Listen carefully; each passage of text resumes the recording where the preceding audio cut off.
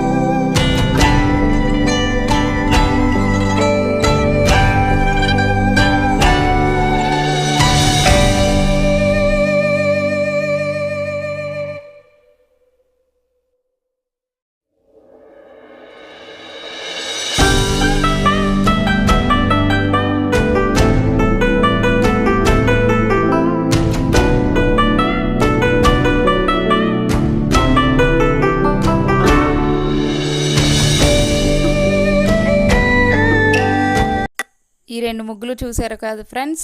ఈ 2 ముగ్గులు నచ్చినట్లయితే లైక్ చేయండి, షేర్ చేయండి, కామెంట్ చేయండి ఫ్రెండ్స్. సబ్స్క్రైబ్ చేసుకోవడం మర్చిపోకండి ఫ్రెండ్స్. ఎలా ఉందో చెప్పండి.